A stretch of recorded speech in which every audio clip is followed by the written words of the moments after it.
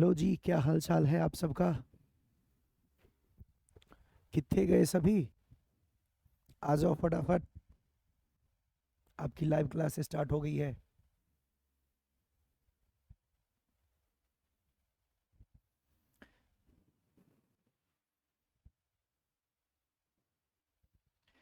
क्या हाल चाल है आप सबका। कैसी चल रही पढ़ाई लिखाई।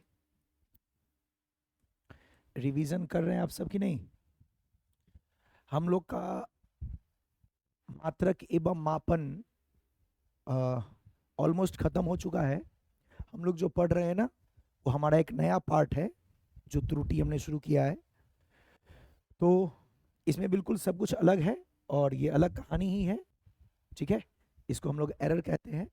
और पिछले क्लास में बस मैंने आपको इसका इंट्रोडक्शन दिया था और अभी हम लोग इसको पूरे तरीके से स्टार्ट करेंगे। तो आपका मात्रक एवं मापन का आप समझ लीजिए कि मोस्टली पार्ट खत्म हो चुका है ना। आवाज आ रही है आप सबको क्लियर। आप लोगों ने सार्थक अंक को रिवाइज कर लिया। सार्थक अंक निकालने आ गया सबका अच्छे से। फिर पूर्णांकन करना आपने सीखा, है ना। फिर आपने जोड़ना घटाना गुना करना भाग करना सब सीखा। तो बताइए वो सब अच्छे से आ गया है या कोई दिक्कत है। आपने उसका प्रैक्टिस किया। जोड़ने का नियम बताए थे अलग से। जोड़ने घटाने का नियम एक जैसा था। जब गुना भाग करते थे तब सार्थक अंक के आधार पे निकालना अलग तरीके से था। सब एकदम प्रैक्टिस में है। तो मात्रक एवं मापन आपका बेसिकली वहीं तक है। ठीक है। और ये उसी का पार्ट है बट वो एक्स्ट्रा पार्ट है ना। तो आप ये समझिए कि एक तरीके से मात्रक एवं मापन का मोस्टली पार्ट आपका कवर हो चुका है। और ये बिल्कुल अलग है, डिफरेंट। सब कुछ इसमें अलग है। सारा कंसेप्ट अलग है। न्यूमेरिकल्स अलग है। हर एक चीज इसमें अलग है। ओके। मुझे बताइए, पिछले क्लास में मैंने आपको इसका इंट्रोडक्शन दिया था। आप लोगों को एक बात समझ में आ गई थी कि त्रुटि क्या होता है। पहले ये बताओ। बेसिकली हमारे जीवन में त्रुटि का बहुत महत्वपूर्ण है। त्रुटि का कह दो कि रोजमर्रा की जिंदगी में आप देखेंगे कि बहुत ज्यादा यूज होता है ना। कोई सामान आप खरीदने के लिए जाते हैं, है ना। वजन करके मांगते हैं कि भैया मुझे ना 2 केजी चावल दे दो। और वो क्या करेगा आपको, वो कुछ चावल कम आपको माप के दे दिया गया। मतलब उसने जब आपको चावल माप के दिया तो मान लीजिए वो 1 किलो 900 ग्राम ही था, मतलब 1.9 केजी ही था। तो ये जो गड़बड़ी आपको दिखा, ये क्या है, त्रुटि। हाँ या ना। तो यही सब चीज होती है त्रुटि। मान लीजिए कहीं पर आप गए 2 किलो आलू खरीदने के लिए और उस इंसान ने आपको थोड़ा ज्यादा दे दिया, आपको 2 किलो 100 ग्राम दे दिया ना। तो आपको 2.1 केजी मिल गया। क्या है ये, आपको वास्तविकता में 2 केजी चाहिए थी और मापित कितना है, मतलब मिल कितना गया, 2.1 केजी। तो आपको जितना ज्यादा या कम मिला वो क्या है, त्रुटि है। यही पढ़े थे पिछले क्लास में। फिर से एक बार रिपीट करूं। कोई सामान अपने को 2 केजी चाहिए, सामान खरीदने के लिए गए और वो इंसान ने आपको माप के 1.9 केजी दे दिया। तो वास्तव में आपको 2 केजी चाहिए था। ये हो गया वास्तविक मान।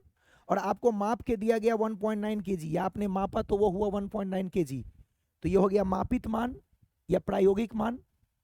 पढ़े थे ना। तो जो वास्तविक मान है वो ये है, प्रायोगिक मान है वो ये है। अच्छा, प्रायोगिक मान का मतलब क्या हुआ, जिसको आपने, जो मापने से आपके पास आया या जो प्रयोग करने से आया, तो इसको मापित मान भी आप कह सकते हैं। तो वास्तविकता में कितना चाहिए था, 2 केजी। और आपने जो मापा तो कितना मिला, यानी आपने जब मापा तो वो कितना आया, 1.9 केजी। तो बोलिए गड़बड़ी है कि नहीं। चाहिए 2, मिला 1.9। अच्छा, ज्यादा मिल जाए, मान लीजिए 2 केजी चाहिए था और आपने जब ये मापा तो निकल के आया 2.1 केजी, तभी गड़बड़ी है, तभी त्रुटि है। यस और नो। बातें समझ में आ गई। और क्या ये रोजमर्रा की जिंदगी में त्रुटि आती है, रोजमर्रा की जिंदगी में आती है। कोई भी सामान आप खरीदने के लिए जाते हैं तो थोड़ा ज्यादा या कम होता ही होता है कि नहीं। कभी ज्यादा मिल गया कभी कम मिल गया। वैसे अक्सर आप देखोगे तो आपको कम ही मिलेगा, है कि नहीं। कोई ज्यादा क्यों देगा। तो अक्सर आपको थोड़ा बहुत कम ही मिलेगा, बट फिर भी ज्यादा मिल गया तब भी त्रुटि, कम मिल गया तब भी त्रुटि। तो त्रुटि का मतलब क्या हो गया, जो वास्तविक मान है वो, जो वास्तव में चाहिए, जो वास्तविक मान है वो, और जो प्रायोगिक मान है, प्रायोगिक मान जो आपने मापा, जो माप के निकाले वो और जो वास्तव में चाहिए वो, इन दोनों के अंतर को क्या कहते हैं? त्रुटि कहते हैं। तो यही मैंने आपको पिछले क्लास में फॉर्मूला बताया था, अगर आपको याद हो तो। त्रुटि का फॉर्मूला क्या था? वास्तविक मान माइनस क्या? प्रायोगिक मान। लिख लीजिए, प्रायोगिक मान, या इसको आप मापित मान भी बोल सकते हैं, जो आपने मापा। ठीक है, वास्तव में कितना चाहिए और मापने पर कितना आ रहा है, इन दोनों का अंतर, तो ये कहलाता है हमारा त्रुटि। यस और नो? और इसका अगर हमें सिर्फ मान निकालना हो तो मैंने कहा था इसका मॉड लगा दीजिएगा, है ना, तो इससे आपका उसका मान निकल जाएगा। तो जैसे आप बोलते हो कि 2 केजी था लेना था और आपने 1.9 केजी ले लिया, तो यहां भी त्रुटि हो गया। हाँ, वास्तविक मान ट्रू वैल्यू, मापित मान मेजर्ड वैल्यू, सिंपल। तो इस तरीके से आप निकाल सकते हैं। अब आपको 2 केजी चाहिए और 2.1 केजी मिल गया, तो 2 माइनस 2.1, यहां पे आप देखेंगे त्रुटि कितना आ गया, यहां त्रुटि निकालेंगे 2 माइनस 2.1, 0.1 केजी आ गया। यहां त्रुटि निकालेंगे तो क्या होगा? अच्छा, ये माइनस में आएगा, देखिए ये आप क्या लिखेंगे त्रुटि में? 2 माइनस 2.1, तो यह आ गया माइनस 0.1 केजी। क्लियर? यहां पे निकालेंगे त्रुटि उसी तरीके से, यहां पर वास्तविक मान 2 माइनस जो मापित है वो 1.9, कितना आ जाएगा? यह आ जाएगा 0.1 केजी। तो जब भी आपको त्रुटि निकालना होगा तो क्या करेंगे? वास्तविक मान में से मापित मान को घटा देंगे या वास्तविक मान में से प्रायोगिक मान को घटा देंगे। क्लियर है? इजी। और अगर इसका मान निकालना होगा सिर्फ तो मॉड लगा देंगे, यही तो है। तो जब कभी भी कोई आपसे त्रुटि पूछेगा तो वास्तव में कितना है और मापने पे कितना आया, इन दोनों का अंतर, या वास्तव में कितना है और प्रायोगिक कितना है, इन दोनों का अंतर। क्लियर? तो कोई भी चीज आप खरीदते हैं, कोई भी चीज हम देते हैं तो थोड़ा बहुत उसमें त्रुटि रहती है कि नहीं? तो जो त्रुटि होती है, जो गड़बड़ी होती है, उसी को हम त्रुटि कहते हैं, उसी का नाम दिया गया एरर। परिभाषा याद हो गया सब लोगों को? वास्तविक मान और प्रायोगिक मान के अंतर को, या वास्तविक मान और मापित मान के अंतर को त्रुटि कहते हैं। डन? अच्छे से याद हो गया? अब इसके प्रकार कितने प्रकार के होते हैं, बता सकते हैं कोई? कितने प्रकार का होता है? तो सबसे पहला क्रमबद्ध त्रुटि, सिस्टमैटिक एरर, सिस्टम के कारण जो आती है, याद करो, सिस्टम के कारण जो आती है उसे सिस्टमैटिक एरर कहेंगे। ठीक है, जिसको हम कहते हैं क्रमबद्ध त्रुटि। रैंडम एरर, रैंडम एरर मतलब, रैंडम समझते हैं आप लोग? रैंडम वर्ड पहले सुने हो? रैंडम, रैंडमली, कुछ निश्चित नहीं है, अनिश्चित, अज्ञात, जिसका पता ही नहीं है, रैंडमली कुछ भी हो रहा है। हाँ या ना? आपने ये सुना है? ये वर्ड बहुत कॉमन है, आपने सुना होगा, रैंडमली ये हो गया। रैंडमली हो गया मतलब आपको कुछ पता नहीं था, बस ऐसे हो गया। या बोलेंगे इसकी गति रैंडम है, कोई इधर उधर घूमता है, उसका रैंडम मोशन। रैंडम मोशन का मतलब जहां तहां गति कर रहा है, कुछ फिक्स नहीं है किधर जाएगा। हाँ या ना? रैंडम का मतलब जो कुछ पहले से फिक्स नहीं है, पता नहीं, कुछ भी हो सकता है, कहीं भी जा सकता है, यानी जो अनिश्चित है। हाँ या ना? तो जो अनिश्चित कारणों से आती है या अज्ञात कारणों से आती है वो आपका रैंडम एरर या यादृच्छिक एरर कहते हैं। और जो किसी फिक्स कारण से आती है, जो निश्चित कारण से आती है, उसे सिस्टमैटिक एरर कहते हैं, उसे क्रमबद्ध त्रुटि भी कहते हैं। हाँ या ना? लॉजिक समझ रहे हैं? रैंडम एरर आप समझ पा रहे हैं? रैंडमली, रैंडम, जहां तहां कुछ भी हो जाए, पता नहीं, अनिश्चित, जो फिक्स नहीं है, रैंडम मोशन, जहां तहां मोशन कर रहा है, इधर उधर घूम रहे हैं हम, कुछ नहीं पता किधर जाना है, कौन कहां जाएगा, रैंडम मोशन कहलाता है। तो रैंडम का मतलब होता है जो फिक्स नहीं है, जो अनिश्चित है, कुछ नहीं पता क्या होगा। यस और नो? तो उसको हम लोग कहते हैं यादृच्छिक एरर या फिर उसे रैंडम एरर कहते हैं। जो निश्चित कारणों से आती है, जिसका पता है कि इस कारण से हुआ है, जिसके कारणों का हमें पता है, जिसके कारणों का हमें, जो कारण हमें ज्ञात है, वो कहलाता है क्रमबद्ध। यस और नो? और जो मानवीय गड़बड़ी के कारण आता है, ह्यूमन एरर के कारण, जो मानवीय गड़बड़ी के कारण आता है, उसे बोलते हैं ग्रॉस एरर। इसे स्थूल त्रुटि या सकल त्रुटि भी कहते हैं। इसका एक और नाम है सकल त्रुटि या फिर स्थूल त्रुटि। ठीक है? तो ये सब कुछ प्रकार के एरर हैं जिसका नाम आपको जानना है। लेकिन मैंने आपको बोला था कि अपना फोकस किस पे होगा बाबू, अच्छे बुक्स को देखेंगे तो आपको जनरली यही वाला पढ़ाया जाता है, रैंडम एरर। क्लियर? और हम जो पढ़ेंगे, हमारा जो एग्जाम में आएगा वो पूछा भी इसी से जाता है। ये दोनों टाइम पास है, एकदम सही बोल रहा हूँ, दोनों टाइम पास है, मोस्टली जगह पे बताया भी नहीं जाता है, और इसमें कोई, इन दोनों में कोई फॉर्मूला भी नहीं है, कोई प्रश्न भी ना के बराबर बनता है। तो हमारी जितनी भी फोकस होगी वो किस पे होगी, रैंडम एरर पे। क्लियर? सीखेंगे सब, थोड़ा बहुत जानेंगे, बस परिभाषा। पहले हम थोड़ा क्रमबद्ध एरर जान लेते हैं, क्या क्या होता है, कैसे होता है, लेकिन हाँ इसको पढ़ेंगे पूरा डीप में। ये आपका very very very very very very important. इस पे क्वेश्चन आता है कंपटीशन में भी, इस पे क्वेश्चन आपके नॉर्मल 11th एग्जाम में भी आएगा, बुक्स में भी आपको बहुत सारे क्वेश्चन मिल जाएंगे। और ये दोनों क्या है, टाइम पास, बस थोड़े मोड़े कहानी है। क्या है, कहानी। तो आप जानते हैं कहानी मतलब टाइम पास। और यहाँ पे मैथमेटिकल फॉर्मूला है। फिजिक्स का मतलब क्या, फॉर्मूला आ जाए, क्वेश्चन सॉल्व करने को मिले, नए नए तरीके के प्रॉब्लम्स आए, अलग अलग आंकिक प्रश्न हो, तो फिजिक्स है। और कहानी सुन रहे हैं तो फिजिक्स के नाम पे इतिहास हो गया। वही कहानी यहाँ पे है। ये दोनों एरर जो पढ़ोगे इसमें तो कुछ है ही नहीं, इसमें तो एक छोटा सा परिभाषा है, और इसमें इसके कुछ प्रकार हैं जिसका कुछ कहानी सुनना है। ऐसा होता है तो ये होगा, ऐसा होता है तो वो होगा। और जो अपने को पढ़ना है डिटेल में, जिसका फॉर्मूला भी होगा, जिसपे क्वेश्चन भी करेंगे, जिसको समझना भी है, वो सारा का सारा रैंडम एरर है। डन? तो इसी पे अपना फोकस होगा ज्यादा। बट फिर भी मैंने क्या किया है, थोड़ा बहुत आपको समझने के लिए थोड़ा बहुत पढ़ा दिया है। क्या, क्रमबद्ध त्रुटि। क्या होता है क्रमबद्ध त्रुटि, अभी मैंने बताया, सिस्टमैटिक एरर। अच्छा, नाम से क्लियर है, आपने सुना है कई बार कि भाई सामान को सिस्टमैटिक रूप से रख दो, ऐसा सुने हो, इस चीज को सिस्टमैटिक रूप से रख दो, क्लास आप सिस्टमैटिक रूप से लो, क्लास आप सिस्टमैटिक रूप से करो, अपनी स्टडी सिस्टमैटिक रूप से करो। ये कॉमन वर्ड सुना है आपने, सिस्टमैटिक मतलब एक निश्चित तरीके से करो आप, हाँ या ना? ऐसा नहीं आज 2 घंटा पढ़ लिए, कल पढ़े ही नहीं, फिर परसों चले गए घूमने के लिए मामू के घर, फिर 1 सप्ताह बाद वापस आए, फिर मन किया थोड़ा पढ़ लिए। इसका मतलब आपका कोई सिस्टम नहीं है, यानी आप सिस्टमैटिक रूप से पढ़ाई नहीं कर रहे हैं, कोई काम ही आप सिस्टमैटिक रूप से नहीं कर रहे हैं। अब जैसे आप खुद सोचो, आप जॉब कर रहे हैं तो आपके जॉब का कुछ टाइमिंग है कि 9 बजे प्रेजेंट होना है, 4 बजे आपकी छुट्टी मिलेगी। तो आप क्या करते हैं, हर दिन 9 बजे गए, 4 बजे आए, 9 बजे गए, 4 बजे आए। सोचो मनमानी कर दिया जाए, कोई 2 बजे गया, कोई 12 बजे गया, कोई 4 बजे ही जाके आ गया। अब मुझे बताइए कोई सिस्टम होगा फिर? भाई कंपनी बंद हो जाएगी। अब मेरे वर्ड को समझ पा रहे हो, सिस्टमैटिक का मतलब क्या हुआ, सिस्टमैटिक रूप से, यानी सिस्टम के अनुसार, हाँ या ना? तो सिस्टमैटिक का ये मतलब होता है, यानी एक निश्चित रूप से। तो सिस्टमैटिक एरर का मतलब क्या होता है, जो किसी निश्चित कारणों से होती है, जो सिस्टम के कारण आता है। ठीक है, तो जो किसी निश्चित कारणों से होती है, वैसी त्रुटि जो किसी निश्चित कारणों से आती है, जिसका कारण हमें पता होता है, जिसका कारण हमें ज्ञात होता है, उसे हम बोलते हैं systematic error. Is it clear to everyone?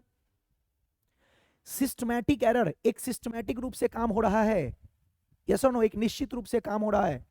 तो वैसी त्रुटि जो निश्चित कारणों से आती है, वैसी त्रुटि जिसका कारण हमें पता होता है, उसे हम बोलते हैं सिस्टमैटिक एरर। वैसी त्रुटियां जो किसी निश्चित कारणों से उत्पन्न होती है, क्लियर? वैसी त्रुटियां जो किसी निश्चित कारणों से उत्पन्न होती है, जिसका कारण हमें पता है कि इसी कारण से हुआ है। नहीं समझा? तुम एग्जाम में फेल कर गए, पता है नहीं पढ़ता था इसीलिए किया, हाँ या ना? तो मुझे बताओ, मुझे पता है ना कि किस कारण से हुआ है, यस और नो? आपके मार्क्स कम आ गए, और मैं आपको पढ़ाता हूं डेली, आपको देखता हूं, आपके नोटबुक को चेक करता हूं, और मार्क्स आपके कम आ गए। आपने कहा मैंने सारा लिखा, और कॉपी में सारा लिखा हुआ भी था। तो मैंने कहा कि भाई आपका क्यों मार्क कम आया मैं जानता हूं। आपने कहा क्यों सर? तुम्हारी राइटिंग अच्छी नहीं होती थी। अब आप लॉजिक समझ रहे हैं? वो त्रुटियां जिसका कारण हमें पता है, जो निश्चित कारणों से आती है, जो हम जानते हैं किस वजह से हुआ है, हाँ या ना? मैंने क्या कहा, ये जो सिस्टमैटिक एरर है ना, इसमें कहानी ही सुनना है तो सुनो। तो आप तो जल्दी से समझने की कोशिश करो, वरना मेरा गला खराब है और खराब हो जाएगा। तो अब समझो मैं क्या समझाना चाहता हूँ, उस चीज को पकड़ो। सिस्टमैटिक का मतलब होता है जो पता है, जो निश्चित कारणों से होती है, जिसके बारे में आपको पहले से ज्ञात है कि ये फॉल्ट था इसलिए ऐसा हुआ, उसे बोलते हैं सिस्टमैटिक एरर। डन? तो जिसका कारण हमें पता होता है, जो निश्चित कारणों से आती है, जिसका कारण हमें ज्ञात होता है, उसे बोलते हैं सिस्टमैटिक एरर, जो लिखा हुआ है। अब ये कितने प्रकार की होती है? अच्छा, ये पता लग गया किन कारणों से होती है। अब ये कितने प्रकार की होती है, तो इसके प्रकार कौन कौन से प्रकार है देखिए। यंत्रगत त्रुटियां, हाँ भाई, यंत्रगत त्रुटियां, इसका मतलब समझे, यंत्र में फॉल्ट है, हमको पता है इस यंत्र में ही फॉल्ट है। क्या कहा था मैंने आपको, इसका निश्चित कारण है जो पता होता है। यंत्रगत त्रुटियां, इसका क्या मतलब हुआ, यंत्र समझते हैं, मापक यंत्र, नहीं समझे, मापक यंत्र, हाँ या ना। हम जैसे सुनना, मान लो आप कोई आपके पास आया, आप मान लीजिए आपके पास कपड़े का दुकान है ना, वो वाला जो कपड़ा होता है जिसको माप के देते हैं, ठीक, कोई कपड़ा खरीदने आया, तो आप जिस जिस स्केल से कपड़ा मापते हो ना, जो मापक यंत्र होता है, यंत्र का मतलब क्या होगा, जिस यंत्र से हम कोई काम कर रहे हैं, तो जो मापक यंत्र है, जो मीटर स्केल है ना, जानते हो। तो जो मापक यंत्र आपका है, जिस स्केल से आप मापते हैं, मान लीजिए वो आपका जो स्केल है उसमें कुछ फॉल्ट था। क्या फॉल्ट था, मान लेते कि वो बार बार गिर जाने के कारण टेढ़ा हो गया था, है ना, होना चाहिए सीधा और ऐसे टेढ़ा हो गया था, और आपने मापा 1 मीटर और भाई साहब उसको दे दिया 1 मीटर से कम, नहीं समझे, देना था 1 मीटर, दे दिया 0.8 मीटर, आपने मापा उसी स्केल से। तो मुझे बताइए उस स्केल में फॉल्ट है या उस स्केल में गड़बड़ी हुई है, क्या ये हमें पता है। तो किसके फॉल्ट की वजह से ये गड़बड़ी आई, जो आपका मापक यंत्र है उसके फॉल्ट की वजह से गड़बड़ी आई है। तो आपके मापक यंत्र में ही गड़बड़ी हो, उसकी वजह से जो त्रुटियां उत्पन्न होती है उसे बोलते हैं यंत्रगत त्रुटियां। समझ में आया। मैं बहुत ज्यादा नहीं बोल पाऊंगा, इसलिए आप फटाफट समझो, यस और नो, क्योंकि इसमें बहुत बड़ी बात नहीं है। अच्छा सुनना, वजन करके जो हम देते हैं, आपने देखा होगा तराजू, वेगिंग मशीन, तो आप देखे उसमें किलो वाला एक पत्थर का होता है 1 kg का, हाँ या ना। तो मान लीजिए कि आप उससे मेजरमेंट कर रहे हैं, किससे, तराजू से। तो आपने देखा होगा जब तराजू से मापते हैं, मान लीजिए 1 kg कोई सामान मापना है, ठीक, तो आपने देखा होगा जब मापते हैं ना, तो वो आपको दिखा देगा ऐसे करके कि देखिए दोनों तरफ बैलेंस है, हाँ या ना, कभी देखे हो। लेकिन कभी ऐसा हो कि वो तराजू ऐसे बैलेंस नहीं हो, ऐसे हो, एक नीचे एक ऊपर, तो आप मुझे बताइए वो तराजू सही है या उसमें फॉल्ट है। कई बार दिखाया जाता है, आपने देखा होगा। अब बताओ तराजू वो सही है या फॉल्ट है। तराजू होना चाहिए दोनों तरफ ऐसे।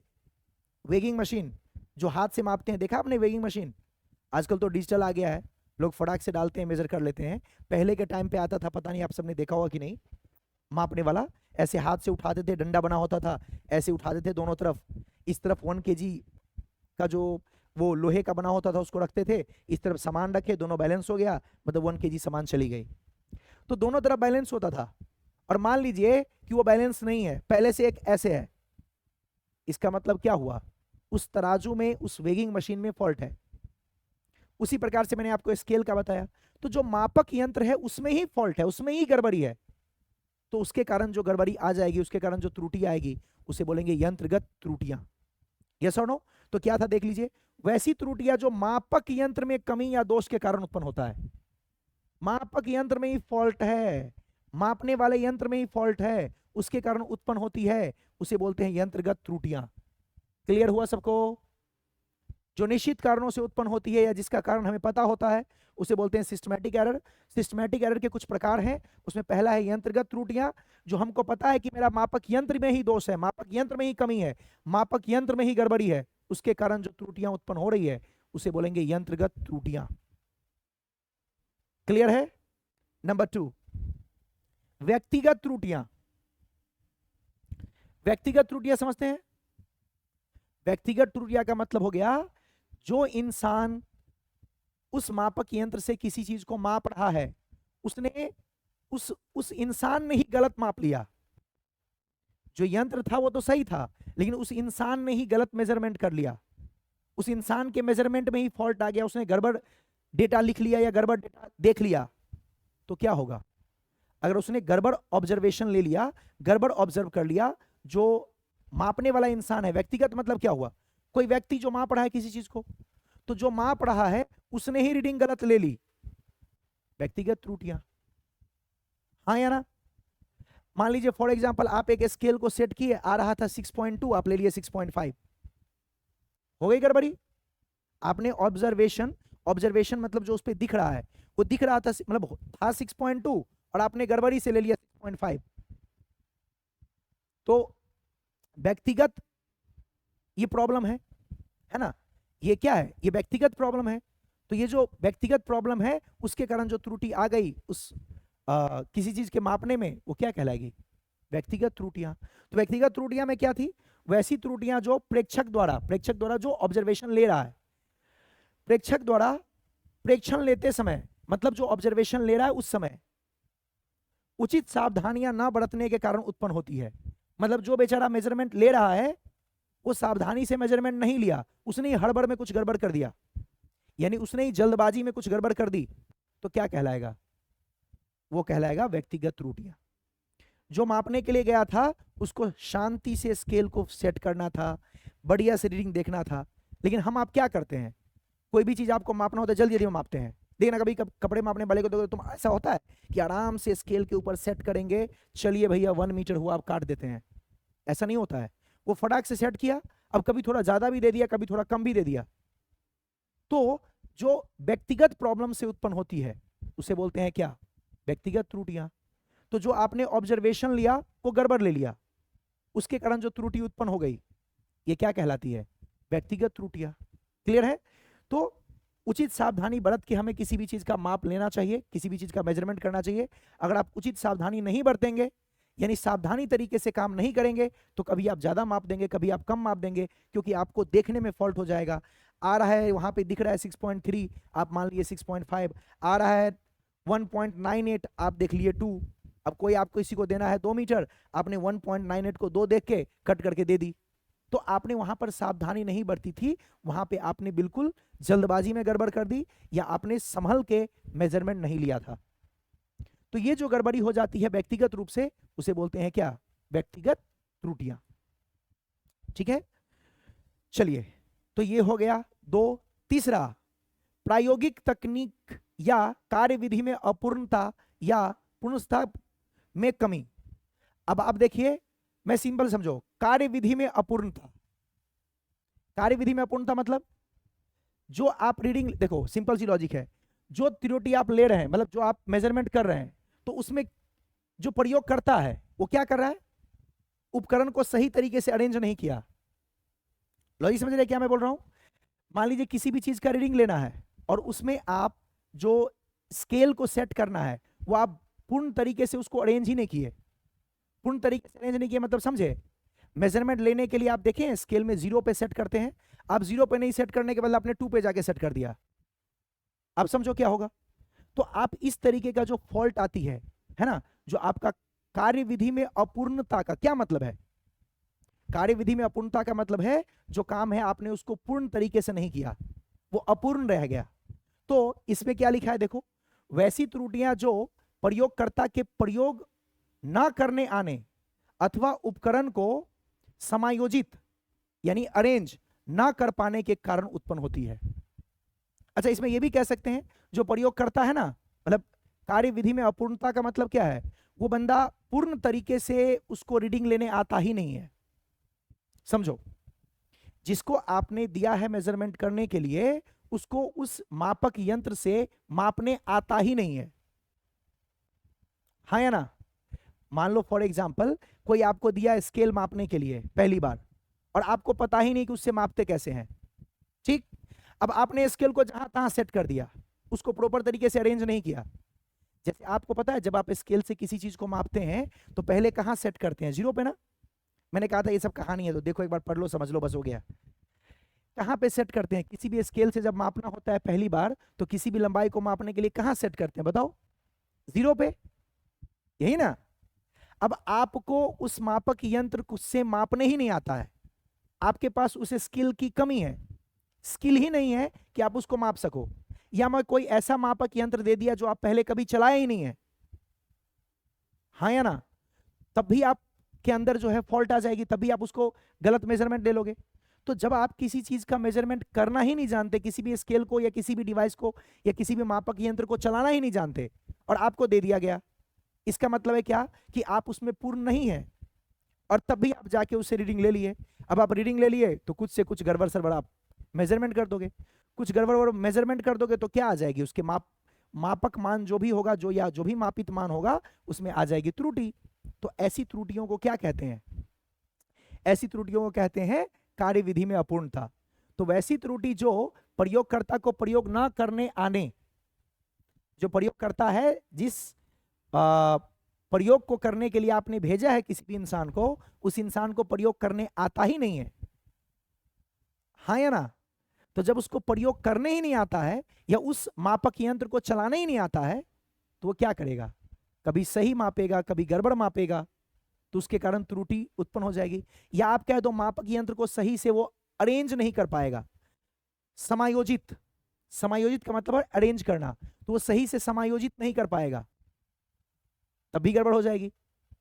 अब स्केल से किसी चीज को मापना है तो उसको रखना है सीधा और वो रख दिया तिरछा, अब समझ रहे हैं? गड़बड़ मेजरमेंट आएगी, क्योंकि उस प्रयोगकर्ता को उस मापक यंत्र से प्रयोग करने ही नहीं आ रहा है। तो जिस प्रयोगकर्ता को प्रयोग करने नहीं आ रहा है और आप वो प्रयोग करने के लिए भेज दिए, तो वो कुछ भी फॉल्ट कर सकता है, कुछ भी गड़बड़ी कर सकता है। इस वजह से जो गड़बड़ी आती है या इस वजह से जो त्रुटि उत्पन्न होती है, उसे कहते हैं क्या? कार्यविधि में अपूर्णता के कारण त्रुटि। आप लॉजिक समझे? कहानी समझ रहे हो? मैं भी आपको यहीं से बता रहा हूं तो समझ लो, एक बेसिक बेसिक चीज है, एक दो बार आप देखेंगे तो आपको याद हो जाएगी। प्रयोगकर्ता को प्रयोग करने नहीं आया, आपने कोई भी मापक यंत्र उसको चलाने के लिए दे दिया या किसी भी प्रयोग में, ऐसे प्रयोग में भेज दिया जो उसको पहले से नहीं आती थी, उसने प्रयोग किया, रखना था सीधा, तिरछा रख दिया। किसी रीडिंग लेने के लिए मान लीजिए कोई इलेक्ट्रिकल डिवाइस का प्रयोग करना था, उसको जोड़ना था, वायर कहीं और जोड़ कहीं और दिया, तो प्रयोगकर्ता को प्रयोग करने ही नहीं आ रहा है, तो वो क्या करेगा? कुछ भी गड़बड़ कर सकता है। तो स्किल की कमी से, यानी उसको उस चीज की स्किल नहीं है, इस वजह से जो त्रुटि उत्पन्न होगी उसे क्या बोलेंगे? कार्यविधि में अपूर्णता के कारण त्रुटि, या फिर प्रायोगिक तकनीक में अपूर्णता के कारण त्रुटि। तो ये सब जो होती है उसे क्या बोलते हैं? बोलो। उसे बोलते हैं कार्यविधि में अपूर्णता के कारण त्रुटि। ठीक है, तो ये सब छोटा छोटा चीज है। तो देख लो फिर से, वैसी त्रुटि जो कि प्रयोगकर्ता को प्रयोग न करने आने अथवा उपकरण को सही तरीके से अरेंज यानी समायोजित न कर पाने के कारण उत्पन्न होती है, उसे क्या बोलते हैं? उसे बोलते हैं कार्यविधि में अपूर्णता के कारण त्रुटि। ठीक है, यही सबसे बेस्ट है, कार्यविधि में अपूर्णता के कारण त्रुटि। यानी उसके अंदर मतलब जिससे मेजरमेंट करना है, जो कार्यविधि है, जो प्रयोग करना है, उस प्रयोग के बारे में उसके पास स्किल नहीं है, वो सही से मेजरमेंट नहीं कर पाया, त्रुटि आ गई। जो मापक यंत्र है उसको जिस तरीके से सेट करना है उसको सेट करने नहीं आया, तभी त्रुटि आ गई। तो इन सब वजह से जो त्रुटि उत्पन्न होती है वो कहलाता है कार्यविधि में अपूर्णता के कारण त्रुटि। ठीक है, फिर देखिए, और प्रायोगिक तकनीक भी कहते हैं, है ना, पूर्णता में कमी भी कहते हैं। तो ये सब सारा उसका नाम है, तीनों में कुछ भी रहे तो सेम ही समझेंगे। फिर अगला क्या है? देखो, बाह्य कारकों के कारण उत्पन्न त्रुटि, मतलब बाहरी कारण के से जो उत्पन्न होती है त्रुटि। बाहरी कारण मतलब, बाहरी कारण आप समझते हैं? वातावरण का प्रभाव, मान लीजिए वातावरण का प्रभाव चेंज हुआ जिसके कारण त्रुटि आ गई ना, तो वातावरण के प्रभाव के कारण जो उत्पन्न होती है त्रुटि वो क्या कहलाता है? वातावरण के परिवर्तन के कारण या वातावरण के प्रभाव के कारण जो त्रुटि उत्पन्न हो गई, जो आपने मापन लिया उसमें गड़बड़ी आ गई, उसे बोलते हैं बाह्य कारणों से उत्पन्न त्रुटि। यानी वैसी त्रुटि जो वातावरणीय कारकों के प्रभाव से उत्पन्न होती है, जैसे तापमान का बढ़ जाना। आप जानते हैं, एक छोटा सा एग्जांपल देता हूं तो शायद आपको समझ में आ जाएगा, और आपने ये पढ़ा भी होगा शायद 8th क्लास में। आपको पता है जो एक स्केल होता है, जो लोहे वाली स्केल होती है, जो मेटल का बना होता है, जो धातु का बना होता है, देखा होगा आपने, वो जो स्केल होती है मान लीजिए 1 मीटर का है, ठीक। तो आप जानते हैं कि गर्मी के दिनों में जब तापमान बहुत ज्यादा होता है तो आपको पता है ये थोड़ा सा प्रसारित हो जाता है, एक्सपेंड कर जाता है। ये 8th क्लास का भी बड़ा फेमस क्वेश्चन हुआ करता था, जो ट्रेन की पटरी होती है ना उसके बीच में गैप छोड़ते हैं, ट्रेन के पटरी के बीच में गैप क्यों छोड़ा जाता है? आपने पढ़ा होगा ये क्वेश्चन।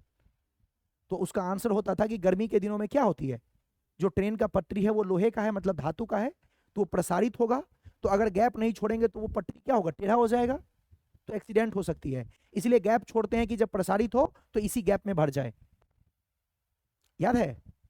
तो उसी तरीके से आप खुद सोचो, एक धातु का स्केल है ना, एक धातु का स्केल है, एक लोहे का बना हुआ स्केल है, तो क्या होगा, गर्मी के दिनों में जब तापमान बहुत ज्यादा होगी, ठीक, तो मुझे बताइए वो स्केल जो 1 मीटर का था या जो जिसका लेंथ 1 मीटर था उतना ही रहेगा या थोड़ा बढ़ जाएगा, ताप के प्रभाव से बढ़ जाती है, प्रसारित हो जाती है। आपको पढ़ाऊंगा मैं, 11वीं में ही पढ़ना है आपको, यस और नो। तो ताप के कारण वो प्रसारित हो जाएगा, तो 1 मीटर था और मान लीजिए प्रसारित हो गया 1.05 मीटर, पहले था 1 मीटर, थोड़ा प्रसारित हो गया 1.05 मीटर। तो मुझे बताइए, आप जब उससे किसी चीज को मापेंगे तो आप तो 1 मीटर समझ के देंगे, लेकिन वास्तव में तापमान बढ़ जाने के कारण उसका लंबाई बढ़ गया था, तो आप उसको दे कितना दिए, 1.05। बोलिए त्रुटि आई कि नहीं। तो जो बाहरी कारक से त्रुटियां उत्पन्न होती है, जो वातावरण के प्रभाव से त्रुटियां उत्पन्न होती है, वातावरण के प्रभाव से जो त्रुटियां उत्पन्न होती है उसे क्या कहते हैं, उसे कहते हैं बाह्य कारकों द्वारा उत्पन्न त्रुटि, या वातावरणीय त्रुटि भी कहते हैं, या वातावरण के कारण उत्पन्न त्रुटि कहते हैं। तो इसमें एक सब सिंपल सिंपल चीजें हैं, हाँ या ना।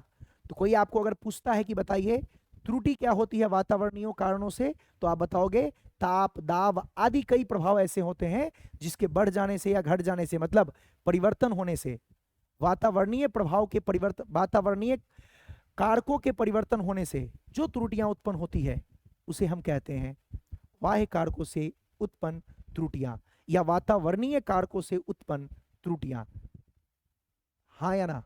तो वातावरण के प्रभाव से भी त्रुटियां उत्पन्न होती है, यस और नो।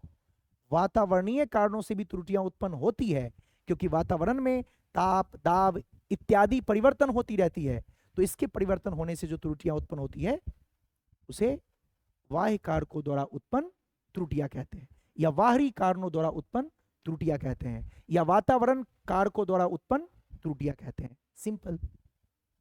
ओके, तो यही सब छोटे मोटे चीज थे जो आपको पढ़ना है, और ये बस एक कहानी के जैसा था। अब ये हमारे काम का है रैंडम एरर, यादृच्छिक एरर, है ना। तो हमको ये अपने को अच्छे से पढ़ना है। तो चलिए एक बार रिकैप कर लेते हैं फिर से। क्रमबद्ध त्रुटियां जो निश्चित कारणों से उत्पन्न होती है, जिसमें पहला यंत्रगत, यंत्र में गड़बड़ी के कारण, मापक यंत्र में फॉल्ट के कारण, ठीक है, जैसे गिर के टेढ़ा हो गया, होना था 1 मीटर माप रहा है 0.8 मीटर, गड़बड़ हो गई। व्यक्तिगत त्रुटियां उचित सावधानी न बरतने के कारण, व्यक्तिगत त्रुटियां क्या है, जो क्या कहते हैं, जो मापने वाला इंसान है, जो प्रेक्षक है, प्रेक्षक को बोलते हैं ऑब्जर्वर, जो प्रेक्षक है वो उचित सावधानी ना बरतने से, और उसने जो रीडिंग लिया, उसने जो पाठ्यांक लिया वो गड़बड़ देख लिया या गड़बड़ माप लिया, तो उसे बोलते हैं व्यक्तिगत त्रुटि, मतलब यहां पर आदमी का ही फॉल्ट है। तीसरा, कार्यविधि में अपूर्णता, सबसे बढ़िया यही नाम है ना, कार्यविधि में अपूर्णता, कार्यविधि में अपूर्णता, या फिर प्रायोगिक तकनीक, है ना, बहुत खतरनाक नाम सब है, पुनस्थता में कमी। ओके, तो सबसे बढ़िया यही है, कार्यविधि में अपूर्णता, मतलब जिसका कार्य पूर्ण है ही नहीं, अपूर्ण है। तो कार्यविधि में अपूर्णता क्या था, ये ऐसी त्रुटि होती है जिसमें प्रयोगकर्ता को प्रयोग करना ही नहीं आता है, मतलब उसका काम पूर्ण नहीं है। इसलिए मैंने कहा कि ये नाम अच्छा है। क्यों कहा, क्योंकि इसमें बोल रहा है कार्यविधि में अपूर्णता, तो इससे नाम ज्यादा क्लियर हो रहा है कि काम करने में ये इंसान पूर्ण नहीं है, काम करने में एक्सपर्ट नहीं है, इस चीज को करने का इसके पास स्किल नहीं है, अपूर्ण व्यक्ति है ये, हाँ या ना। तो इसलिए मैंने कहा कि जो प्रयोग करता है वो प्रयोग करने के लिए पूर्ण नहीं है, तो प्रयोग करने के लिए जो पूर्ण नहीं है, प्रयोग करने के लिए अपूर्ण है, इसका मतलब यानी उसको प्रयोग करने नहीं आता है, प्रयोगकर्ता को प्रयोग करने का नहीं है ज्ञान, और वो प्रयोग किया तो त्रुटि आ गई। या फिर आप ये कह दीजिए कि वो सही से मापक यंत्र को अरेंज नहीं कर पाया, तो इन सब कारण से जो उत्पन्न होती है त्रुटि उसे हम बोलते हैं कार्यविधि में अपूर्णता या पूर्णस्थता में कमी, ठीक है। इसके बाद बाह्य कारकों से उत्पन्न, वही वातावरणीय प्रभाव के कारण जो त्रुटि उत्पन्न होती है, जैसे तापमान का बढ़ जाना, दाब का बढ़ जाना, और भी बहुत सारे वातावरणीय प्रभाव है, उनके कारण जो उत्पन्न होती है उसे बोलते हैं वाह्य कारकों द्वारा उत्पन्न त्रुटियां। बस यही कहानी है, याद हो गया होगा। यंत्र में प्रॉब्लम, प्रेक्षक द्वारा प्रेक्षण लेने में गड़बड़ी, यस और नो। इसके बाद प्रयोगकर्ता को प्रयोग नहीं आता है करने, या वो बढ़िया से समायोजित नहीं कर पा रहा है, इसके कारण त्रुटि। ये तीसरा हो गया, है ना। कार्यविधि में अपूर्णता, और फिर वातावरणीय प्रभाव के कारण या बाहरी प्रभाव के कारण जो त्रुटि उत्पन्न होती है, वाह्य कारकों द्वारा उत्पन्न त्रुटियां। बस खत्म। तो ये सब छोटी मोटी त्रुटियां हैं जो कहानी पढ़ना था, क्रमबद्ध त्रुटि यानी सिस्टमैटिक एरर का। अब पढ़ेंगे रैंडम एरर। रैंडम नाम से ही स्पष्ट है, रैंडम मतलब जहां तहां इधर उधर घूम रहा है। रैंडम मोशन, हाँ या ना, सुना है? रैंडम मोशन, हमारे क्लासरूम में जो गैस है उसका मोशन क्या है? क्या फिक्स है कि इधर ही जाएगा इधर ही जाएगा? नहीं, रैंडमली वो जहां तहां घूम रहा है, कुछ फिक्स नहीं है। यानी वैसी त्रुटि जो अनिश्चित कारणों से उत्पन्न होती है, जिसका कारण निश्चित नहीं है, जो अनिश्चित कारणों से उत्पन्न होती है या जो अज्ञात कारणों से उत्पन्न होती है, उसे रैंडम एरर यानी यादृच्छिक गति कहते हैं। देख लीजिए बढ़िया से, वैसी त्रुटियां जो अनिश्चित या अज्ञात कारणों से उत्पन्न होती है उसे क्या कहते हैं? रैंडम एरर, यादृच्छिक त्रुटि कहते हैं। अर्थात ये तो एक्स्ट्रा है, देख लो, अर्थात ये अनियमित होती है और इनका परिणाम एवं चिन्ह निश्चित नहीं होता।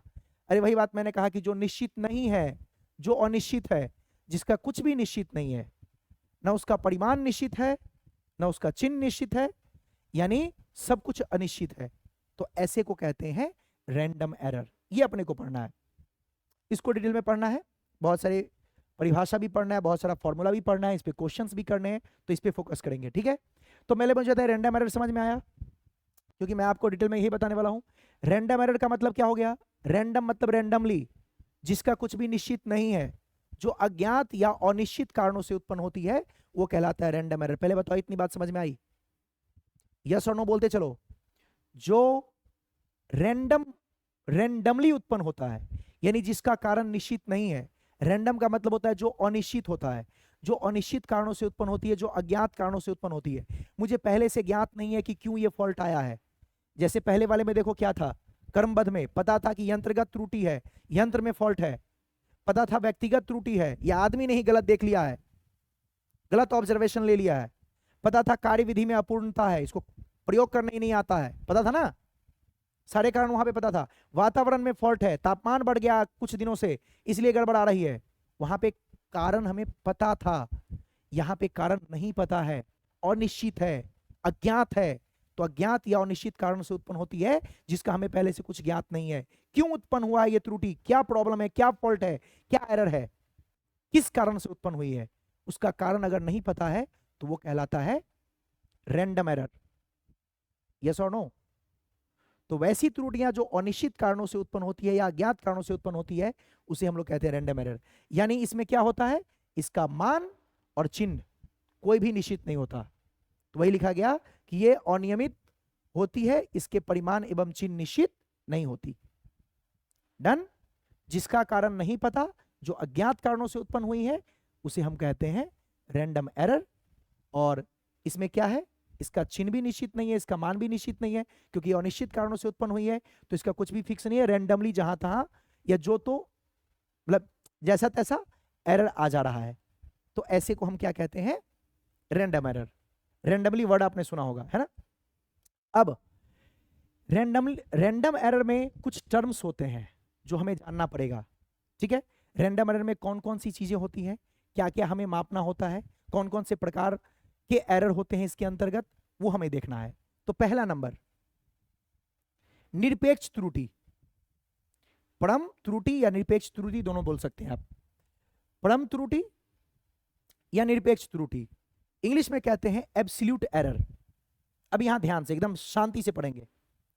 निरपेक्ष त्रुटि या परम त्रुटि, जिसे हम कहते हैं एब्सोल्यूट एरर, क्या होता है ये? आपने त्रुटि का परिभाषा पढ़ा था, जल्दी बोलो। त्रुटि का परिभाषा आपको याद है?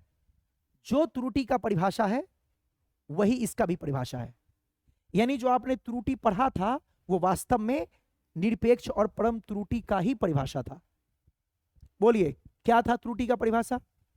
वास्तविक मान एवं प्रायोगिक मान के अंतर या वास्तविक मान एवं मापित मान का अंतर कहलाता है त्रुटि। यही पढ़े थे, वही परम त्रुटि भी कहलाता है या वही निरपेक्ष त्रुटि भी कहलाता है। दोनों में से कोई एक बोलना है, परम त्रुटि या निरपेक्ष त्रुटि। तो वास्तविक मान एवं प्रायोगिक मान के अंतर को निरपेक्ष त्रुटि कहते हैं। क्लियर? वास्तव में कितना है और मापित कितना है या प्रायोगिक कितना है, इन दोनों के अंतर को हम लोग कहते हैं निरपेक्ष त्रुटि या परम त्रुटि। अब कुछ बच्चे का क्वेश्चन कि सर त्रुटि किसे कहते हैं, उसमें भी तो यही था। हाँ भाई, त्रुटि किसे कहते हैं वही परम त्रुटि भी है। ठीक है, तो मैंने आपको बोला ही था ना कि मेन त्रुटि का मतलब ही है कि हम रैंडम एरर के अंदर जो पढ़ेंगे वही त्रुटि का मेन चीज है जन। तो जो त्रुटि का परिभाषा था वही परम त्रुटि का है। वास्तविक मान एवं प्रायोगिक मान का जो अंतर है उसे परम त्रुटि या निरपेक्ष त्रुटि कहते हैं या उसे त्रुटि भी कहते हैं। डन? चलिए, अब ये निकलेगा कैसे? अब यहां पर बात सिर्फ परिभाषा तक नहीं रहेगी, यहां पर हमें क्वेश्चन सॉल्व करना है, यहां पे हमें निकालना है। ये निकलेगा कैसे? अब यहां से आप ध्यान देंगे।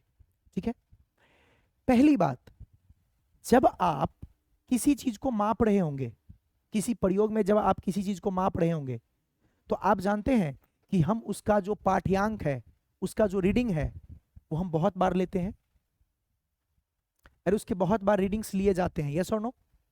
जैसे मान लो किसी चीज को आपने मापा, पहली बार मापा, मान लेते हैं उसको माप के आया 2.20, फिर एक बार मापे 2.21, फिर मापे 2.24। हम उसको कई बार मापते हैं। यस और नो? कई बार मापने से फायदा क्या होता है, जितना ज्यादा आप उसको मापेंगे ना, जितनी बार उसको मापेंगे ना, उतने बार आपको एक अलग अलग रीडिंग मिलेगा। हाँ या ना? तो बार बार मापने से वो आपको एक्यूरेट वैल्यू की तरफ लेके जाएगा। एक ही बार मापे आपने, एक ही बार आपने माप लिया, कुछ वैल्यू आ गया, लिख दिए, तो हो सकता है वो गड़बड़ हो। उसको आप बार बार रीचेक कर रहे हैं, बार बार माप रहे हैं, तो क्या हो रहा है, वो वैल्यू बार बार मापने से जितनी बार आप मापेंगे उस वैल्यू को, उतना ज्यादा आपको वो क्लियर होगा, या उसका माप आप कह दो कि क्लियर होता जाएगा। तो ये कहा जाता है रैंडम एरर में कि जब किसी चीज का आप माप लेंगे ना, तो आपको उसको बार बार मापना है। जितने बार मापेंगे उतना ज्यादा शुद्ध होता जाएगा वो। ठीक है, तो जब किसी भी चीज को हम किसी भी चीज का माप लेते हैं, तो आपने देखा होगा, आपने कभी लैब वेब में प्रयोग किया है, कभी एक्सपेरिमेंट किए हैं? जब आप कभी एक्सपेरिमेंट करेंगे ना, आप इंजीनियरिंग वगैरह में जाएंगे तो वहां देखेंगे, यहाँ तो नॉर्मली पता नहीं स्कूल में होता होगा या नहीं, तो लैब में जैसे कोई चीज आप मापेंगे, किसी चीज का प्रयोग किया जाएगा, तो आपको पता है वो प्रयोग बार बार करवाया जाता है, 3 बार 4 बार 5 बार रिपीट किया जाता है। जितना बार आप रिपीट करते हैं ना, उतना ज्यादा वो एक्यूरेट की तरफ जाता है। हमें 4-5 रीडिंग लेना पड़ता है, और 4-5 रीडिंग जब आ जाती है तो पांचों नहीं लेते हैं, पांचों का जो औसत होता है उसको हम लोग मानते हैं कि ये वाला सही है। हम बार बार रीडिंग क्यों लेते हैं? कि बार बार रीडिंग लेने के बाद उसका जो औसत है उसको हम सही रीडिंग मानते हैं। ऐसा आपने कभी किया है? मान लो कोई एक बार में आप रीडिंग लिए तो पता नहीं वो सही है कि गलत, फिर दोबारा लिए, तिबारा लिए, चौथा बार, 5वां बार, अनेकों बार आप रीडिंग लेंगे और फिर उसका जो औसत मान निकालेंगे। जो औसत मान निकलता है हम बोलते हैं कि चलो यही रीडिंग सही है। तो सारे रीडिंग का औसत लेते हैं, वो हमारा रीडिंग जो होता है वो वास्तविकता माना जाता है, वही हमारा एक्यूरेट ज्यादा माना जाता है, वही एक्चुअल माना जाता है। अगर आप जाएंगे इंजीनियरिंग वगैरह में प्रयोग करेंगे तो ये देखेंगे कोई एक बार प्रयोग से काम नहीं चलेगा, अनेकों बार प्रयोग आपसे करवाएंगे सेम एक्सपेरिमेंट का। तो बोलेंगे कि बार बार एक्सपेरिमेंट करो और सारे डेटा को लिखो, फिर आप सबको लिखेंगे। मान लीजिए 5 बार 6 बार 10 बार आपको रीडिंग लेना पड़ेगा, कम से कम 4-5 बार तो लेना ही पड़ता है। 5 बार रीडिंग लेंगे और जो 5 बार लेंगे सब में मान अलग अलग होगा, थोड़ा बहुत का अंतर होगा। ठीक है, और जब सब निकलेगा तो आप क्या करेंगे? क्या सारा बोल देंगे कि सर, बोलेंगे सर बताओ इसका कितना वैल्यू आया, तो आप पांचों बोलोगे? नहीं, उन पांचों का क्या ले लेंगे? औसत। इससे क्या होगा, जो मान निकलेगा वो वास्तविक मान बन जाएगा, मतलब वो वास्तविक मान के बहुत करीब होगा, उसी को हम वास्तविक मान मानेंगे। ये सब अगर आपने किया होगा प्रयोग तो आपको पता होगा कि कोई भी प्रयोग जब हम करते हैं तो बहुत बार रीडिंग लेते हैं, बहुत बार लेके उसका जो औसत होता है हम बोलते हैं सर ये इसका वैल्यू होगा। एक बार लोगे तो कैसे औसत निकालोगे? तो औसत के लिए आपको कई बार लेना पड़ेगा, और जितने अधिक बार आप लेंगे ना उतना ज्यादा एक्यूरेट निकलता है। इसलिए कोई प्रयोग को बार बार किया जाता है। आप खुद सोचो ना, आप कोई काम बार बार करते हैं तो आपकी एक्यूरेसी बढ़ जाती है ना। पहली बार जब आप बाइक चला रहे होंगे तो कभी गियर बदलते वक्त आप नीचे देख लेते होंगे, कभी एक्सीलेटर देते वक्त कभी ब्रेक भूल जाते होंगे। फिर आपने उसको बार बार प्रैक्टिस किया तो आप एक्यूरेट हो गए, आप में एक्यूरेसी आ गई, अब आप परफेक्टली चला रहे हो। तो बार बार जब आप रीडिंग लेंगे तो क्या होगा, बहुत बार अनेकों बार रीडिंग लेंगे तो धीरे धीरे वो एक्यूरेट होता जाएगा, और उन सब का जब औसत ले लेंगे तो वो मोस्ट एक्यूरेट वैल्यू मिलेगा, और उसी को वास्तविक मान मानते हैं। तो वास्तविक मान और प्रायोगिक मान के अंतर को हम लोग क्या कहते हैं, निरपेक्ष त्रुटि। ये तो सब जानते हैं, ये पहले भी लिख चुके हैं। अब सुनना, हम किसी भी त्रुटि में ये वास्तविक मान कहां से लाएंगे। मापित मान तो आपको पता है, जो मापे वो। वास्तविक कैसे आएगा बताओ सर, मापित मान कैसे पता लगेगा या प्रायोगिक मान कैसे पता लगेगा, मैं बताता हूं। किसी चीज को आप मापे, आया 2.1, फिर मापे ये आया 2.2, फिर मापे 2.5, फिर मापे 2.0। मान लीजिए आपने ये 4 बार माप लिया। अब ये जो आपने मापा वो क्या है, वो तो मापित मान है, या उसको प्रायोगिक मान कहते हैं, क्योंकि ये आपने प्रयोग कर करके सारा मान निकाला। अब ये वास्तविक कहां से आएगा, कौन बताएगा कि इसका वास्तविक मान क्या था। क्या मैंने आपको अभी कहा है कि जब आप प्रयोग करने के लिए जाएंगे, जब आपको एक्सपेरिमेंट करने के लिए दिया जाएगा, आप तो स्कूल में करते नहीं होंगे, कभी आप जाएंगे हायर एजुकेशन में और अच्छे कॉलेज में पढ़ेंगे, इंजीनियरिंग वगैरह में जाते हैं, तो वहां पे आपको बहुत एक्सपेरिमेंट करना पड़ता है ना। हर सेमेस्टर में आपको 3-4 लैब रहेगा, तो वहां पे आपको बार बार जाके प्रयोग करना पड़ता है। तो प्रयोग में जो आप अलग अलग मान निकालते हैं, इन सभी मान का बेटा जो औसत होगा ना, देख लीजिए, इन सभी मान का क्या होगा, जो औसत होगा, उसी को कहते हैं वास्तविक मान। याद रखेंगे। अच्छा, औसत को हम लोग माध्य भी कहते हैं, इतना तो आप लोग जानते होंगे शायद। तो जो भी आप प्रयोग करेंगे उसमें जितना मान निकलेगा, उन सब का औसत जो निकालेंगे वही कहलाता है वास्तविक। और ये जो आपने मापा है वो मापित मान। आपको क्या लग रहा है कि इसका वास्तविक मान क्या है, वो आपको सपना आएगा? नहीं, वास्तव में जो प्रयोग आप कर रहे हैं उसका वास्तविक मान क्या है वो कैसे पता लगेगा। तो कहा गया कि जिसका वास्तविक मान आपको पता करना है ना, उसका बार बार आप माप लीजिए, बार बार माप लेने के बाद उनका औसत निकाल लीजिए, उसका औसत ही वास्तविक मान है। नहीं समझ आई? देखो सिंपल सा बात है, किसी भी क्वेश्चन को हल करने के लिए या निरपेक्ष त्रुटि निकालने के लिए 2 चीज चाहिए, वास्तविक और मापित मान। मापित तो जो माप के आया वो, वास्तविक कहां से आएगा, ये सबसे बड़ी दिक्कत होती है। हम सभी पढ़ते थे तो यहाँ पे भाई वास्तविक कहां से लाएंगे, तो अभी मैं इसीलिए बार बार रिपीट कर रहा हूं, वास्तविक कहां से आएगा, जो मान आपके पास है उसका औसत ही वास्तविक है, उसका औसत निकाल लीजिएगा। औसत मतलब माध्य, दोनों एक ही बात है। औसत निकाल लीजिएगा, उसका औसत मान जो होगा वही उसका वास्तविक मान है, और जो मान आपने निकाला है वो प्रायोगिक या मापित मान है। तो वास्तविक मान ये रहा, मापित मान ये रहा, दोनों का अंतर निकालेंगे, आपका निकल जाएगा निरपेक्ष त्रुटि। वास्तविक मान निकालना आया, ये इन सब का औसत निकालेंगे। देखो यहां 2.1 + 2.2 आता नहीं सब आपको, प्लस 2.5 + 2.0 अपॉन कितने बार है 4, ये निकाल लिए, यही कहलाएगा बेटा वास्तविक मान। समझाने के लिए बस लिख रहा हूं, अभी इसको निकालना नहीं है। जो आप औसत निकालेंगे, औसत निकालना जानते हैं ना, पढ़े होंगे आप बचपन के क्लास में भी। आपके क्लासरूम में 10 बच्चा है, सबका उम्र है 8 साल, 5 साल, 4 साल, 10 साल, 20 साल, जो भी है, सबको जोड़ के आप उसको डिवाइड करते थे बच्चों की संख्या से, तो आपका औसत निकलता था। वही जितने भी बार आप प्रयोग किए हैं सभी मान को जोड़ के, और जितने बार प्रयोग किए उससे भाग दे देंगे, आपका निकल जाएगा औसत मान या माध्य मान। और जो माध्य मान होगा वही वास्तविक होगा, ये मैं कह रहा हूं। वास्तविक कोई आपको देगा नहीं, तो ये रहा वास्तविक। और मापित मान, ये रहा मापित मान। ये चारों वास्तविक में से इसको घटाएंगे तो पहला निरपेक्ष त्रुटि निकलेगा, वास्तविक में से इसको घटाएंगे दूसरा निरपेक्ष त्रुटि निकलेगा, वास्तविक में से तीसरा घटाएंगे तीसरा निरपेक्ष त्रुटि निकलेगा, वास्तविक में से चौथा घटाएंगे। ये सारा मापित मान, और इसका जो औसत है वो वास्तविक मान। और जितनी ज्यादा बार आप मान लेंगे, जितनी ज्यादा बार आप मापित मान लेंगे, जितनी बार ज्यादा प्रयोग करेंगे, उतना ज्यादा एक्यूरेट आपका वास्तविक मान निकल के आएगा। यस और नो? तो जितनी बार हम रीडिंग लेते हैं उतना ज्यादा एक्यूरेट होते जाता है हमारा मेजरमेंट। क्लियर? तो चलो ये सब आप आगे क्वेश्चन के साथ ज्यादा क्लियर होगा, जैसे जैसे आप न्यूमेरिकल्स करेंगे ना तो आपको ज्यादा क्लियर समझ में आएगा। बट अभी भी छोड़ तो सकते नहीं है, तो इसको समझना तो पड़ेगा। तो हमें किसी भी चीज को मापने के लिए दो चीज चाहिए, एक वास्तविक मान और एक मापित मान। मापित मान तो प्रयोग से आएगा, जो कि आपको दिया रहेगा या आप प्रयोग करके निकाल लेंगे। वास्तविक निकालना, और ये आपको आगे भी काम आएगा, इंजीनियरिंग वगैरह करने जाएंगे तो वास्तविक मान निकालने के लिए जितने भी मान दिए जाएंगे उसका औसत निकाल लो। तो देखिए क्या लिखा हुआ है, अगर किसी भौतिक राशि को n बार मापा गया और उसका मापा गया मान जो है वो a1 a2 an है, a1 a2 an है, n बार मापे, पहला बार मापे तो 2.0, दूसरा बार मापे तो 2.2, तीसरा बार मापे तो 2.8, चौथा बार मापे तो 2.7, ऐसे आपने n बार मापा, तो ये हो गया मापित मान। इन सब का जो औसत है, इन सब का जो औसत मान है या माध्य मान है, इसे कहते हैं वास्तविक मान।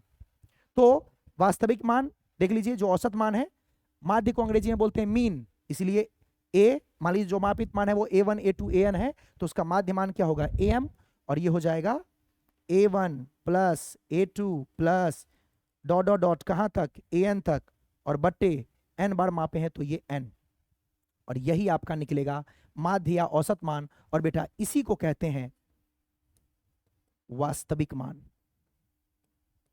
मैं उम्मीद करता हूं कि तुम्हें वास्तविक मान निकालना आ गया, यहां कोई गड़बड़ी नहीं होनी चाहिए। वास्तविक मान आपसे कोई पूछे तो 1 सेकंड में निकलना चाहिए। जितना भी मापित मान होगा सबका औसत, और जितनी ज्यादा बार आप मापेंगे उतना ज्यादा एक्यूरेट आएगा। ये तो होता ही है, जितना ज्यादा आप प्रैक्टिस करते हैं अपने स्टडी में, अपने पढ़ाई में, उतना ज्यादा आप परफेक्ट होते हैं। जितना ज्यादा प्रैक्टिस करते हैं आप बाइक और कार चलाने का, उतना ज्यादा एक्सपर्ट होते हैं। सिंपल, किसी भी काम को ज्यादा प्रैक्टिस करके ज्यादा एक्सपर्ट होता है लोग। तो जितनी ज्यादा बार आप इसका मापन लेंगे उतना ज्यादा एक्यूरेट वैल्यू आएगा। तो आपको क्या करना है, अगर किसी भौतिक राशि को मापने पर a1 a2 an मान आता है, n बार मापने पर, तो उसका औसत मान क्या होगा, उसका माध्य मान होगा a1 a2 dot dot dot an बटे n, और यही माध्य मान और औसत मान को क्या कहेंगे, वास्तविक मान। बोलो इतना क्लियर है? बस अब खत्म ही कर रहा हूं। तो याद रखना, फॉर एग्जाम्पल मैं दे दे रहा हूं, 2 मिनट के लिए समझ लो। मैं कहता हूं कि मैंने किसी को मापा, तो क्या आया 4.0 4.2 4.4 4.6 4.7, बोलिए इसका औसत मान। सबको जोड़ो, जितना सा अंक बताया मैंने उसकी संख्या से भाग दो, आपका आ गया औसत मान। और जो औसत मान आया वही क्या कहलाएगा, उसका वास्तविक मान। वास्तविक मान क्लियर? निकाल लेंगे। कोई भी आपको बहुत सारा मापित मान देगा, सबका औसत निकालो, वही उसका वास्तविक मान। और वास्तविक मान निकल गया, मतलब ये निकल गया, तो निरपेक्ष त्रुटि क्या होगा, वास्तविक मान माइनस प्रायोगिक मान। प्रायोगिक मान कहां से आएगा सर, यही जो आप मापे थे। औसत मान हो गया am, यानी वास्तविक मान हो गया am, और जो पहला आपका मापित मान है वो a1 है, तो इसका निरपेक्ष त्रुटि होगा am माइनस a1। दूसरा आपका मापित मान a2 है, तो उसका निरपेक्ष त्रुटि होगा am माइनस a2, हाँ या ना? तो इस तरीके से कोई आपसे पूछेगा चलो बताओ निरपेक्ष त्रुटि, तो आपने जो वास्तविक मान निकाला वो am, और जो मापित मान है वो a1। दूसरा जब निकालना होगा निरपेक्ष त्रुटि, वास्तविक मान am और उसका मापित मान a2, ऐसे dot dot dot dot dot बोलेगा। बताइए आखिरी में an निकालने के लिए तो उसका वास्तविक मान am, और जो आखिरी में आपने मापा था वो an, ये सब कहलाएगा निरपेक्ष त्रुटि। ये पहले माप का निरपेक्ष त्रुटि, ये दूसरे माप में निरपेक्ष त्रुटि, ये तीसरे माप में निरपेक्ष त्रुटि, ये चौथे माप में निरपेक्ष त्रुटि, ऐसे nवां माप में निरपेक्ष त्रुटि आप निकाल लेंगे। बोलो इतना क्लियर है? औसत मान कैसे निकालेंगे वो, और औसत मान में से जो मापित मान था उसको घटाते चलेंगे तो निकलता जाएगा क्या, निरपेक्ष त्रुटि। ओके, चलिए फिर अगले क्लास में मिलते हैं। इसको देखिएगा, वीडियो को रिपीट करके, आपको समझ में ना आए तो, है ना, और फिर इस पे क्वेश्चन भी करेंगे आगे चल के। तो बस आज के लिए इतना ही रहने देते हैं, और अभी आप फिर मैथमेटिक्स का क्लास कीजिए, और इसको थोड़ा सा दिमाग लगाना आप कि मैंने क्या क्या कहा है। तो फिर मिलते हैं अगले क्लास में, और उसके बाद इसको कंप्लीट करेंगे, इस पर न्यूमेरिकल्स भी करेंगे, और बस खत्म हो जाएगा फिर। तो बस छोटा सा पार्ट है और लास्ट ही है। चलिए okay, bye and thank you.